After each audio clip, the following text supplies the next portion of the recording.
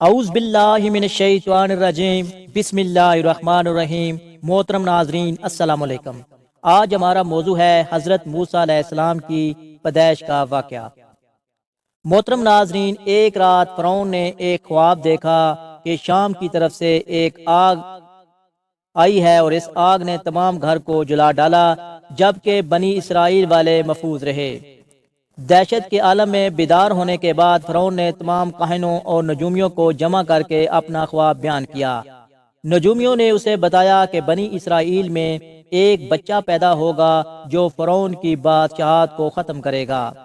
بنی اسرائیل کے یہاں بھی شروع سے یہی بات مشہور تھی، لہذا اس خواب کے بعد وہ مزید فکر مند ہو گیا اور اس نے حکم جاری کر دیا کہ بنی اسرائیل میں پیدا ہونے والے تمام لڑکے قتل کر دیے جائیں۔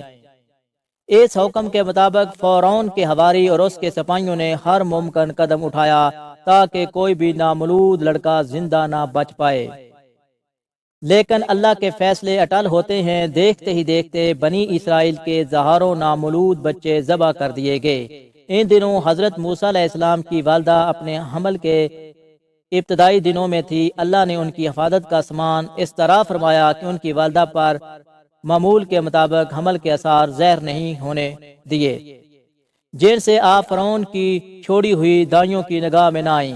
انہوں نے اس بات کو چھپائے رکھا یہاں تک کہ پیدائش کا وقت قریب آ پہنچا اور انہوں نے بچے کو جنم دیا۔ اس بارے میں سوائے قریبی لوگوں کے کوئی بھی نہیں جانتا تھا۔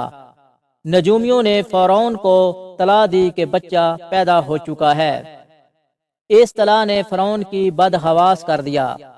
اس کے سپاہیوں نے گھر گھر تلاشی شروع کر دی۔ محترم ناظرین، حضرت موسیٰ علیہ السلام کی والدہ سخت پریشان تھی۔ 3 مہینے تک انہوں نے حضرت موسیٰ علیہ السلام کو چھپا کر رکھا، لیکن زیادہ عرصہ تک بچے کو شاہی جاسوسوں کی نظروں سے چھپانا ممکن نہ تھا۔ پھر بھی وہ اپنی پوری کوشش کرتی رہی، یہاں تک کہ ان کے پاس اللہ کا حکم آ گیا۔ یہ حکم اللہ نے ان کے دل میں ڈالا تھا۔ محترم ناظرین، حضرت موسیٰ علیہ السلام کی والدہ کے دل میں خیال آیا کہ تابوت کی طرح ایک صندوق بنایا جائے اور اس بچے کو اس صندوق میں رکھ کر دریائے نیل کے بہو پر چھوڑ دیا جائے۔ حضرت موسیٰ علیہ السلام کی ماں نے اللہ کے حکم کے مطابق بچے کو صندوق میں رکھا اور دریا میں چھوڑ دیا۔ ساتھ ہی موسیٰ علیہ السلام کی بہن سے کہا کہ تم اس کے پیچھے پیچھے چلتی جاؤ۔ لہذا وہ دریائے نیل کی موجوں میں چلے اور ان کی بہن کنارے کنارے چلی۔ محترم ناظرین، صندوق بہتا ہوا محل کے تالاب میں پہنچ گیا۔ وہاں فرعون کی بیوی اور خادمائیں لطف اندوز ہو رہی تھیں۔ صندوق پر ملکہ کی نظر پڑی۔ اس نے کنیزوں کو حکم دیا کہ صندوق کو تالاب سے نکال لاؤ۔ جب صندوق کو کھولا گیا تو اس میں ایک حسین اور تندرست بچہ رام سے لیٹا ہوا تھا۔ ملکہ بہت خوش ہوئی، اس کی آنکھوں میں ممتا اتر آئی۔ شفقت محبت سے بچے کو گود میں لے لیا۔ ملکہ نے سوچا کہ اس بچے کو بیٹا بنا کر پالنا چاہیے۔ محل میں کسی نے خدشہ ظاہر کیا کہ یہ بچہ بادشاہ کی سلطنت کو ختم کرنے کا سبب بھی بن سکتا ہے۔ فرعون کے دل میں بھی یہ خیال آیا کہیں یہ بچہ بنی اسرائیل کا وہ لڑکا نہ ہو جس کے بارے میں نجومیوں نے پیش گوئی کی تھی۔ لیکن فرعون کی بیوی نے کہا یہ بھی تو ہو سکتا ہے کہ یہ بچہ ہماری آنکھوں کی ٹھنڈک بنے، یعنی ہم اس کو اپنا بیٹا بنا لیں۔ محترم ناظرین، اس پر فرعون نے کہا یہ صرف تیری آنکھوں کی ٹھنڈک ہے، میری نہیں۔ میں نہیں چاہتا کہ بنی اسرائیل کا کوئی بچہ میری نگرانی میں پلے، لہٰذا یہ صرف تیری ہی آنکھوں کی ٹھنڈک ہے۔ محترم ناظرین، حضرت ابن عباس رضی اللہ عنہ فرماتے ہیں اگر فرعون یہ بات کہہ دیتا کہ یہ میری بھی آنکھوں کی ٹھنڈک ہے تو اللہ تعالیٰ اسے بھی ہدایت دے دیتا۔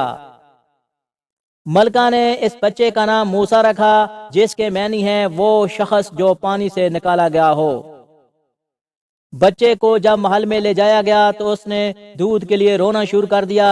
بچے کے پاس دودھ پلانے والیاں لائی گئیں، لیکن بچے نے کسی عورت کا بھی دودھ نہ پیا۔ جو عورت بھی آپ کو دودھ پلانے کی کوشش کرتی ناکام ہو جاتی۔ محترم ناظرین، ادھر موسیٰ علیہ السلام کی بہن دور کھڑی یہ سب کچھ دیکھ رہی تھی۔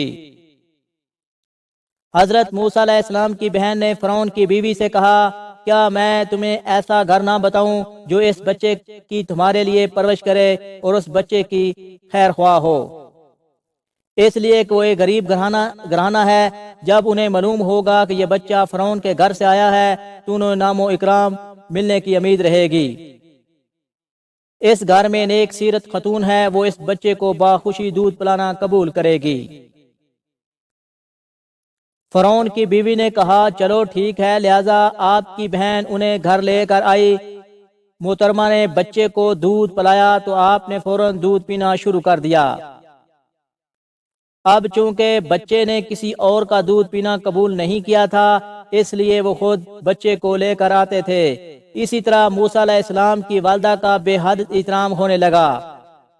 یوں حضرت موسیٰ علیہ السلام شاہی محل میں پرورش پا کر جوان اور توانا ہو گئے، لہٰذا اللہ نے آپ کو نبوت کے منصب پر فیض کیا۔ آپ نے بنی اسرائیل کو فرعون سے آزادی دلائی اور مصر سے نکل گئے۔ فرعون بنی اسرائیل کو ختم کرنے کے لیے لشکر لے کر روانہ ہوا۔ جب بنی اسرائیل بحر حمر کے قریب پہنچے تو اللہ نے ان کے لیے دریا کے بیچ سے راستہ کھول دیا۔ یہ وہی موقع تھا جب فرعون کا وہ خواب پورا ہونے والا تھا اور اس کی بادشاہت اور لو لشکر تباہ و برباد ہونے والا تھا۔